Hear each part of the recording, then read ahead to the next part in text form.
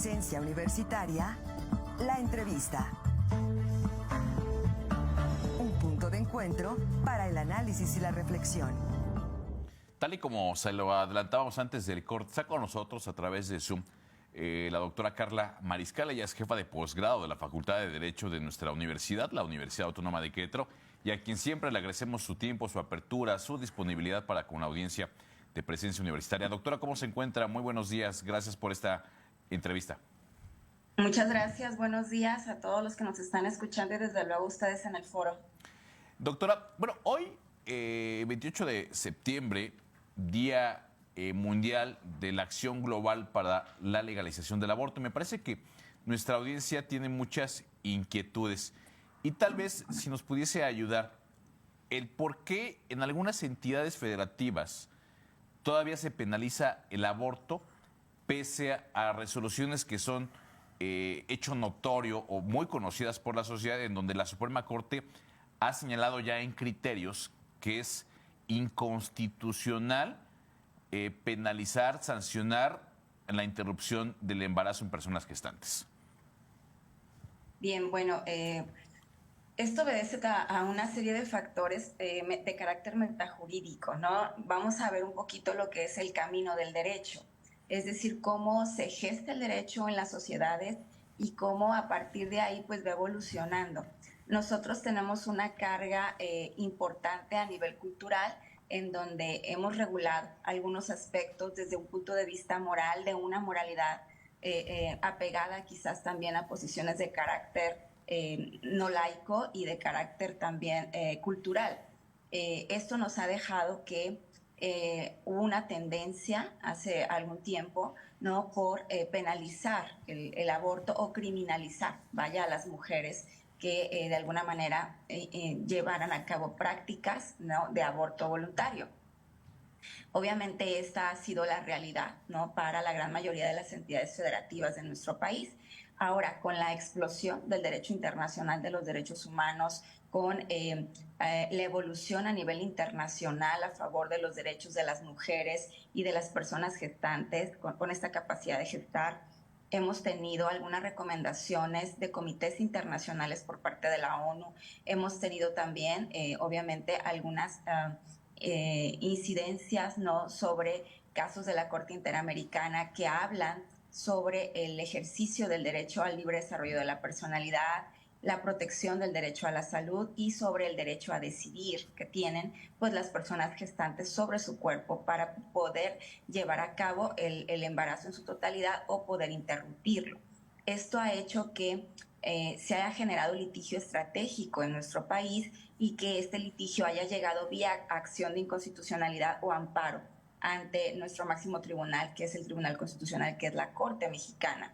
Y pues vía a través de estas sentencias, tanto de acción de inconstitucionalidad como de amparo, se ha logrado extender la protección de los derechos humanos para despenalizar el aborto. Casos muy importantes han sido la acción de inconstitucionalidad 146, 147, 148, las últimas dos sentencias de agosto en materia de amparo, ¿no?, para buscar no penalizar el aborto, casos que vienen, por ejemplo, de Coahuila, de Sinaloa, que han generado ya un importante precedente en nuestro derecho mexicano y que hacen posible que vía litigio estratégico cualquier persona que esté en la disyuntiva de interrumpir el embarazo pueda acceder, ¿no?, a la protección de la justicia federal y poder buscar, ¿no?, esta posibilidad.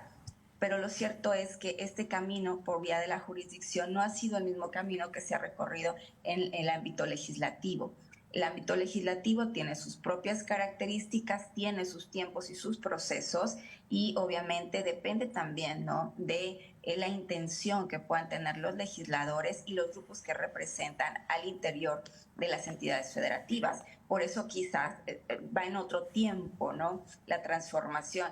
Vale decir que hoy tenemos alrededor de 12 entidades que ya han despenalizado el aborto, de alguna manera han armonizado sus criterios legislativos a estas resoluciones de la Corte, pero la gran mayoría de las entidades federativas aún no en nuestro país. Precisamente sobre ese tema, doctor, aquí en Querétaro hemos estado señalando que la legislatura está obligada a legislar en este tema, pero los propios legisladores, hay contradicción entre sus versiones. Hay algunos que dicen, sí estamos obligados, hay otros que dicen, no tenemos ninguna obligación como legisladores de hacerlo. ¿Cuál sería el alcance de esta determinación de la Suprema Corte hacia los legisladores en Querétaro muy particularmente? Y qué bueno que tocas un poquito esta pregunta porque tiene que ver con un aspecto muy técnico del quehacer jurídico. Recordemos que nosotros tenemos una estructura de forma de Estado que radica en ciertos pilares. Dentro de estos pilares tenemos la división o separación de poderes, ¿no? En donde tenemos la estructura básica del poder legislativo, ejecutivo y judicial, tanto a nivel federal como a nivel local, ¿no? Obviamente todo está amparado a principios que también tiene el Estado. El principal de ellos, una vez que se conforma como una federación, es establecer, ¿no?, todo lo que es la gestión pública a partir del mandato constitucional. En este sentido, todos, legislaturas, Poder Judicial del Estado, de cualquier entidad federativa, personas morales y personas físicas, tenemos la obligación de proteger el mandato constitucional, cumplirlo, promoverlo, garantizarlo. Y recordemos que tenemos un artículo primero constitucional que sí nos obliga por mandato constitucional a cumplir con el reconocimiento de los derechos. Ahora, ¿cómo vamos trasladando esto al quehacer de estos entes del Estado, ¿no? Poder legislativo, en este caso, de carácter local?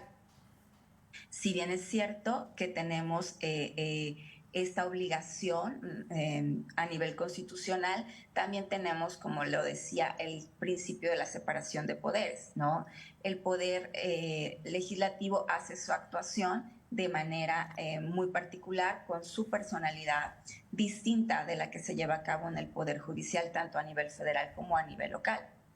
El Poder Judicial federal, que se constituye como tribunal constitucional, en este caso las resoluciones de amparo que hemos tenido en agosto, como lo que ya precede en materia de acción de inconstitucionalidad, evidencia que hay inconstitucionalidad en ciertas normas. En el caso de los amparos es muy directo, ¿no?, sobre códigos penales referenciados del país.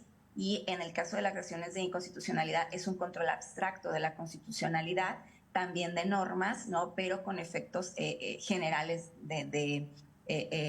por la naturaleza del proceso constitucional. En cambio, en el amparo, bueno, para acceder al efecto general hay que pasar por el proceso de que tenga efecto general la sentencia del amparo, ¿no?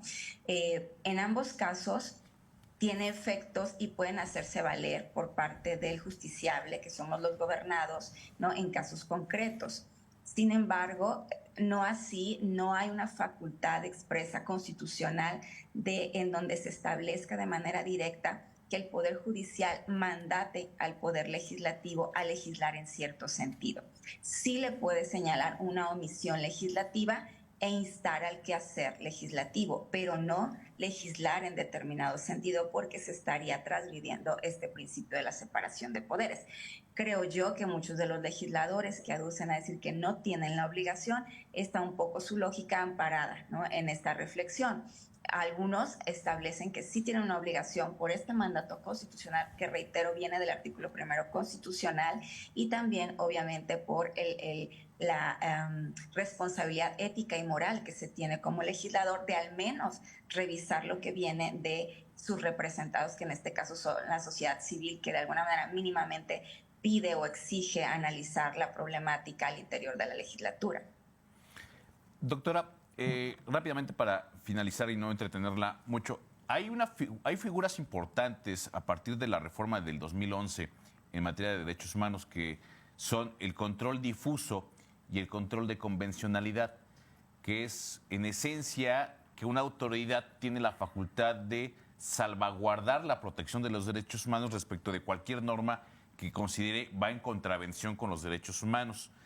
En esta tesitura, ¿podría la legislatura, bajo ese argumento, o cualquier otra autoridad, dejar fuera de la penalización la interrupción del embarazo en una persona aquí en Querétaro? Bien, bueno, tu pregunta es muy interesante, Marco, y nos lleva también al análisis de muchas cuestiones jurídicas que hoy por hoy me parece todavía no quedan de manera contundente claras en nuestro sistema, porque hay criterios encontrados y diversos. ¿En qué radica esto? Desde 1998, que México acepta la competencia contenciosa de la Corte Interamericana, entra, ¿no?, en un estadio en donde finalmente puede tener resoluciones vinculantes en materia de derechos humanos, ¿no? A partir de ello es donde se dan las principales transformaciones en nuestro esquema de derechos en el plano constitucional, con sentencias emblemáticas como el caso Radilla, ¿no? Que se complementa con el expediente Varios 912 del 2010 por nuestra Suprema Corte. Y a partir de ahí empieza a tener un auge interesante en México el control de convencionalidad. Vale decir que el control de convencionalidad es el control que se ejerce para que los estados puedan dar cumplimiento a las normas que vienen, obviamente, de la convencionalidad, en este caso, del Sistema Interamericano de Derechos Humanos. Rápidamente se ejerce en dos ámbitos: el control difuso de la convencionalidad, que es el que ejercemos los estados al interior de nuestros países, y el control concentrado, que es el que ejercen los jueces de la Corte Interamericana. A su vez, el control de constitucionalidad en México, que es el control sobre la defensa, la salvaguarda, el postulado constitucional, que es de manera interna en nuestro país, se ejerce de manera concentrada o de manera difusa. De manera concentrada es el que ejercen nuestros tribunales como mandato constitucional se establece de orden federal, con toda su jerarquía para conocer de la constitucionalidad de ciertos medios de defensa constitucional. Y el control difuso es lo que se apertura de manera más clara a partir de la reforma constitucional del 2011 para que puedan inaplicar normas que puedan contravenir la Constitución a algunos agentes del Estado, en este caso de Poder Judicial, cuando consideren que son contrarias a la Constitución. Es decir, ellos no pueden declarar la inconstitucionalidad de la norma porque nuestro texto constitucional mandata expresamente qué tribunales y en qué casos y en qué procesos tendría que darse esa declaración de inconstitucionalidad. Pero, en teoría, sí existe la posibilidad de que puedan inaplicar la norma. Ha habido muy pocos casos a nivel nacional sobre este aspecto. Creo que me parece que todavía hay una tibieza y que puede venir de una incomprensión quizás de este control difuso de la constitucionalidad en México, que habría que explotarlo. Es un área de oportunidad, ¿no? Que pueden, me parece, dar resultados para una protección más contundente de los derechos. La pregunta es muy clara de tu parte, creo que es posible, pero tendría que haber una personalidad importante de quien decida como órgano juzgador inaplicar y obviamente hacerlo conforme al mandato constitucional. Ahora, me parece que estamos en la transformación de esto en el sistema jurídico mexicano. Hay pocos casos y creo que hay posibilidad, entonces esperemos que poco a poco vayamos teniendo todavía esquemas más contundentes a este respecto, que es lo que se espera. Yo me quedo con una palabra que decía incluso el maestro Cosío cuando se dio esta reforma. Y también lo retomaba el doctor Sergio García Ramírez, que fue el primer presidente mexicano de la Corte Interamericana. México apertura el control difuso de constitucionalidad, pero lo cierto es que cuando lo apertura no estaba preparado para ello, ni en estructura ni quizás en comprensión por parte de quienes tendrían que llevar a cabo este control. Creo que de entonces a la fecha ha habido un camino más certero, pero todavía falta mucho por hacer. Sumamente interesante su reflexión, doctora. Le agradecemos enormemente su tiempo y pudiésemos cerrar con una reflexión de un minuto, le pediría yo, por cuestiones de tiempo, a manera de cierre. Sí, muchas gracias. En este caso, bueno, pensar que estas sentencias, sobre todo las últimas dos de amparo de agosto, son emblemáticas para el caso mexicano, son parte de una estrategia de litigio estratégico encabezada por GIRE, con un gran grupo de mujeres detrás y de asociaciones. Me parece que no es en sí en contra de permitir como tal el aborto, sino de reconocer primero que el aborto es un asunto de salud pública, no nada más, como se había dicho en otros países como Estados Unidos, una cuestión de índole del derecho al libre desarrollo de la personalidad o de carácter privado. Al introducirlo como una cuestión de salud pública, permite y obliga al Estado a garantizar que en el caso que se pueda llevar a cabo sea en condiciones seguras para quienes sean las personas gestantes que recurran a la interrupción. Esto es un gran paso a nivel incluso Latinoamérica que ha dado México a través de esas resoluciones y que creo que es el camino para ver en otro plano los derechos. Muchas gracias. Muchas gracias a la doctora Carla Mariscal, jefa de posgrado de la Facultad de Derecho de nuestra universidad, por estar con nosotros, doctora. Hasta en tanto, que tenga usted un excelente día.